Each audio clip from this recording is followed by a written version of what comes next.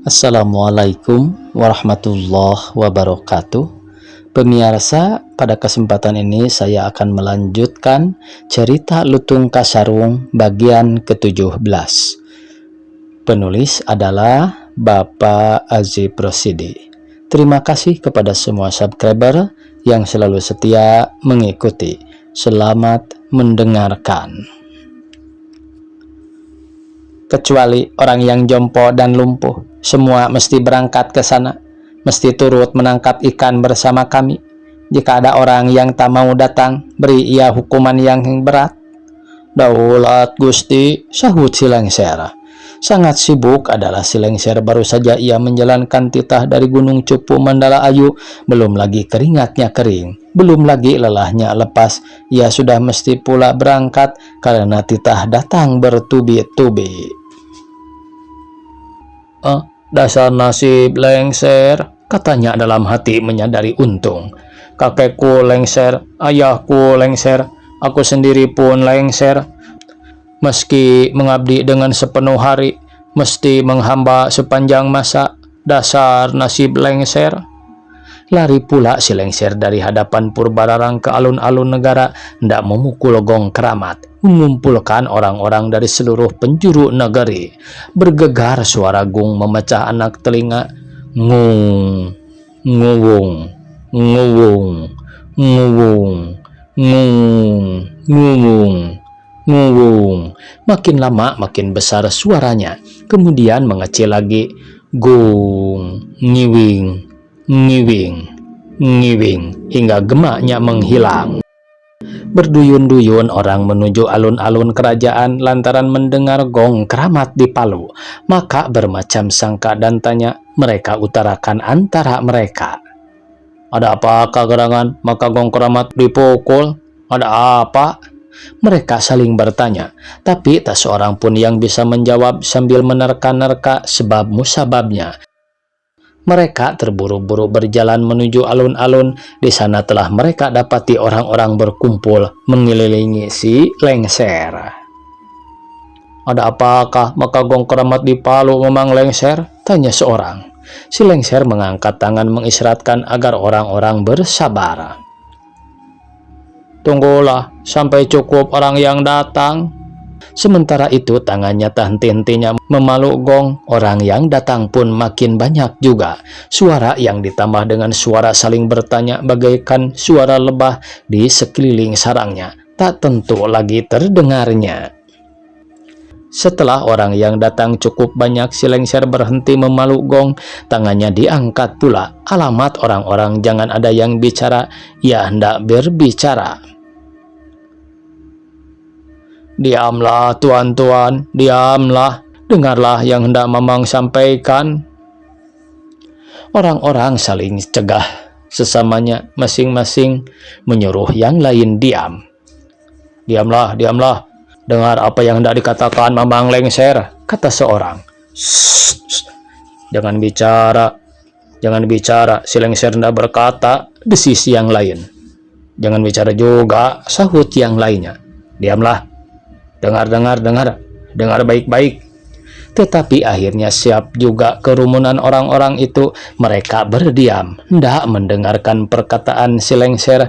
Tapi si Lengser tidak juga berkata. Salah seorang menjadi tak sabaran lalu berteriak. Katakanlah Mamang Lengser. Hei, katakanlah Mamang Lengser. Apakah sebabnya maka gong keramat di Palu? Sabarlah tuan-tuan. Adapun sebabnya maka gong keramat Mamang Palu adalah antara lain titah Baginda Ratu, sahut si Lengser sambil batuk-batuk kecil.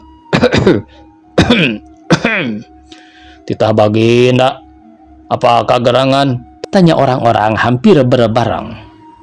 Besok Baginda Ratu akan menangkap ikan di Parakan Baranang Siang, Lubuk Sipatahunan.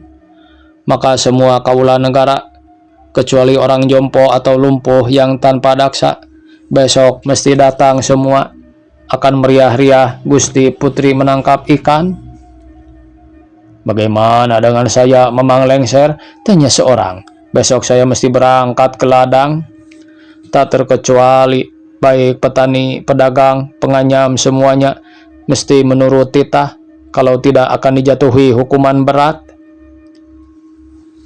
Tetapi bagaimana kelak Mamang Lengser kalau ladang saya tinggalkan terbengkalai? Mamang tidak tahu, Mamang hanyalah menyampaikan perintah belaka dari yang dipertuan. Mamang, kata yang lain pula, kalau hamba besok mesti pergi meriah-riah Gusti Putri, dari mana anak istri hamba mendapat makan? Tidak tahu, ini perintah, dan perintah ini mesti dijalankan oleh setiap kaula negara. Kalau tidak akan dihukum, sahut si Lengser. Hei, jangan banyak bicara. Sebagai kaula negara, mengambillah kewajiban kita, kata yang lain kepada yang bertanya kepada si Lengser itu. Si Lengser meskipun merasakan sindiran dalam perkataan orang itu, tidak ambil peduli, ia pura-pura tak mendengar. Kapankah kami mesti berangkat, Mamang Lengser? Tanya yang lain pula. Pagi-pagi benar, apabila matahari terbit, lubuk sudah kering. Apakah yang mesti kami bawa, Mamang Lengser? Alah, jangan terlalu banyak bertanya, sahut si Lengser sambil tersenyum ramah. Masa akan tak tahu apa yang mesti dibawakan berangkat menangkap ikan? Eloklah Mamang sebut sekarang, supaya jangan sampai terlupa. Ya, bawalah alat-alat penangkap ikan, kecerik, jala, sair, pukat, sirip, dan lain-lain. Jangan ada yang ketinggalan. Dan jangan pula lupa bawa makanan masing-masing, negara tak menyediakannya. Hanya itukah titah Baginda, Mamang Lengser? Ya, titah Baginda telah Mamang sampaikan semua, sahut si Lengser. Sekarang pulang sajalah tuan-tuan, bersiaplah buat besok, jangan sampai kena hukum. Maka orang-orang pun bubarlah dari alun-alun kerajaan, yang rumahnya di selatan pulang ke selatan, yang berumah di utara berkawan-kawan menuju ke utara, yang datang dari arah barat sekarang pulang pula ke arah barat, berbondong-bondong dengan tetangga dan kaum kerabatnya. Yang tadi berangkat dari arah timur kini pulang menuju timur, di mana anak istrinya menunggu di rumah. Di sepanjang jalan tanti-intinya mereka bercakap-cakap sesamanya tentang titah yang keras dan tak boleh dielakkan, tentang ancaman hukuman bagi yang tak menjalankan titah, tentang baranang siang yang sudah lama tak diparak, tentang lubuk sifat tahunan yang telah lama tak dibendung, tentu ikannya banyak, tentu besar-besar, alangkah ramainya besok akan makan besar. Setelah orang-orang bubar semua, si Lengser pun pulanglah menuju istana, akan menghadap kepada Sang Ratu Purbararang. Mendengar sembah si Lengser, puaslah hati Purbararang, terbayang olehnya betapa besok rakyat dari seluruh negeri akan kecewa karena melihat lubuk belum terbendung, parakan belum kering. Mereka akan puas menyaksikan ia, Purbararang, yang memegang hidup mati semua makhluk di wilayah kerajaan Pasir Batang Anu Girang, akan menjatuhkan hukuman penggal kepada orang yang bersalah, orang yang sudah menyanggupi titah ratu tetapi tak menyelesaikannya, orang yang sudah menerima titah ratu tetapi tak sanggup melaksanakannya. Tentu orang-orang dari seluruh penjuru negeri yang terpaksa dan dipaksa datang akan menangkap ikan, memuaskan hatinya yang kecewa dengan menyaksikan hukuman penggal terhadap Purbasari. Tersenyum-senyum Purbararang mengenakan hal itu. Alangkah mudahnya semua berjalan. Besok Purbasari akan tiada lagi di dunia ini. Besok ia tak usah lagi merasa tak tentram karena Purbasari masih hidup dan mengancam kedudukannya sebagai ratu kerajaan Pasir Batang Anu Girang. Malam itu Purbararang tidur amat gelisah. Dia harapkan pagi lekas tiba. Panjang benar rasanya malam sekali itu. Beberapa kali ia terjaga, rasanya sudah terlampau lama dia tidur, tapi ternyata pagi masih belum juga datang. Hari masih malam, dini hari pun belum, ayam pun belum lagi berkokok. Dengan mendongkol ia pun mencoba pula memejamkan mata. Di Parakan Baranang siang lubuk Sipatahunan malam itu para bujangga bekerja keras, mula-mula di bendungnya di hulu, mengalirkan airnya ke anak sungai yang lain, sehingga Parakan Baranang siang lubuk Sipatahunan mendangkal. Lalu di hilirnya pun mereka bendung pula supaya ikannya tidak turut mengalir bersama air. Kemudian mereka menabuk parakan itu sehingga kering, ikannya bergelutan menggelepar-gelepar amat sangat banyak. Di hulu lubuk Sipatahunan mereka mendapat sepasang ikan kancra bersisik emas. Malam itu juga mereka tangkap semua ikan yang ada dalam lubuk itu, lalu mereka pindahkan ke kolam di samping istana Gunung Cupu Mandala Ayu. Sedangkan sepasang ikan kancra bersisik emas itu mereka masukkan ke dalam sebuah kalok kencana yang mereka taruh di hulu sungai. Ayam baru berkokok sekali tatkala para bujangga selesai mengerjakan segala tugasnya. Sebelum pulang ke kahyangan mereka menemui Lutung Kasarung yang semalam itu tak sekejap pun tidur, melainkan duduk semadi memusatkan seluruh jiwanya kepada Sang Rumuhun. "Sang Hyang, tugas kami sudah selesai. Lubuk tak berair. Ikannya sudah kami pindahkan semua ke kolam di samping istana. Bila besok Sang Hyang hendak turun ke Parakan menonton orang negara menangkap ikan, mampirlah dahulu ke hulu sungai. Di sana kami taruh sepasang ikan kancra bersisik emas dalam kalok kencana buat Sang Hyang bawa," kata bujangga tua kepadanya. Lutung Kasarung menghaturkan terima kasih berkali-kali. "Jangan banyak adat peradatan. Sudah umumnya yang tua-tua bekerja buat kepentingan yang muda. Sekarang perkenankanlah kami pulang ke kahyangan." Setelah sekali lagi menghaturkan terima kasih, Lutung Kasarung menyilakan para bujangga itu pulang ke kahyangan. Ketika dini hari telah lewat, urat-urat fajar yang merah berudat-udatan di langit sebelah timur yang lebih terang dari bagian langit lainnya.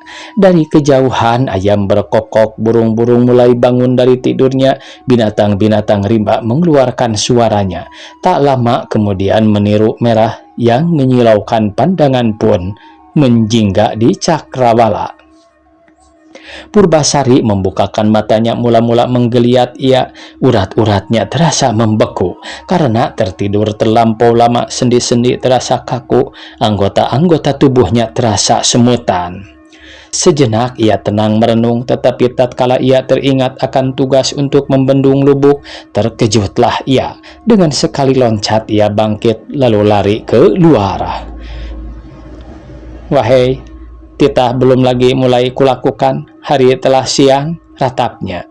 Wajahnya murung dan bingung. "Selamat pagi, Gusti," tegur Lutung Kasarung dengan suara yang tenang dan ramah. Tak terasa kebingungan dalam suaranya. Purbasari terkejut. Dia lihat Lutung Kasarung duduk di tempat yang biasa, tenang dan terkantuk-kantuk. Seakan-akan tak apapun yang bakal terjadi.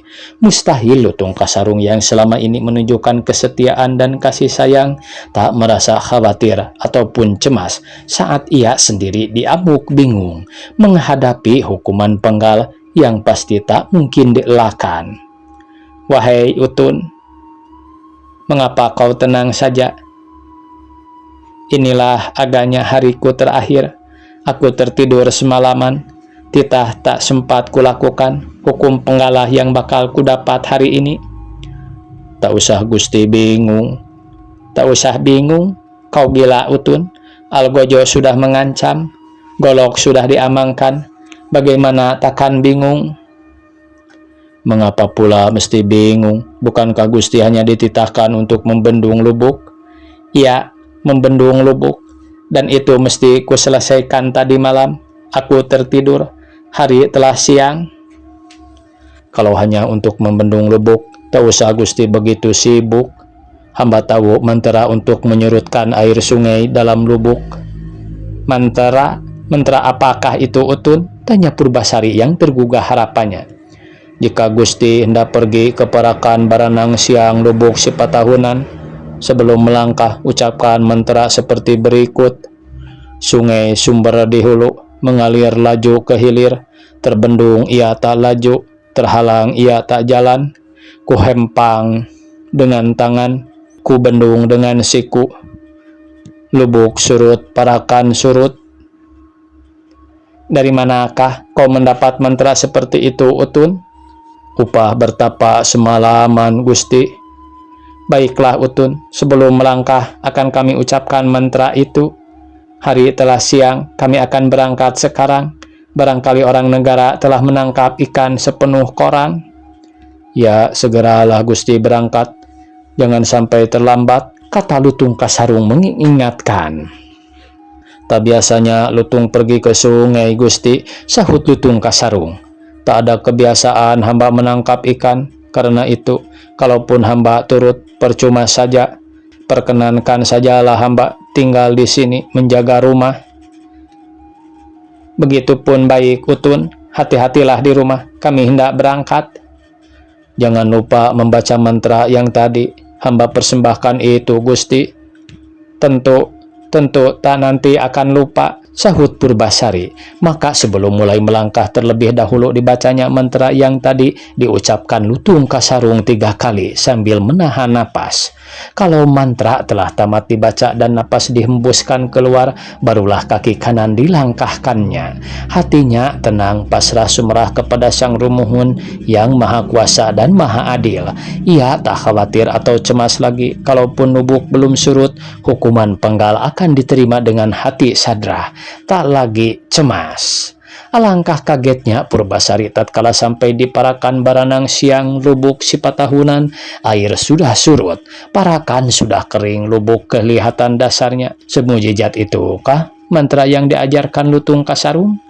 Ia hampir tak percaya akan apa yang dilihat matanya.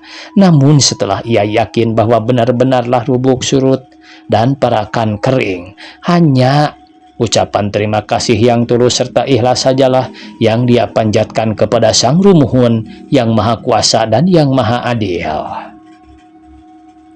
Hari masih pagi benar, dari kerajaan belum seorang pun yang datang. Sendirian saja Purbasari di Parakan Baranang Siang Lubuk Sipatahunan. Dengan langkah yang lebar serta hati yang lega ia mengitari parakan dan lubuk. Diperhatikannya baik-baik, kalau-kalau ada ikan yang menggelepar-gelepar kekeringan. Tapi tak seekor pun nampak, hanya lumpur dan batu-batu besar kecil mencongak ke hitam. Kadang-kadang udang menampakkan diri meloncat-loncat menjentik-jentikan kakinya yang panjang. Di sana-sini nampak ketam merayap-rayap hendak bersembunyi di balik batu.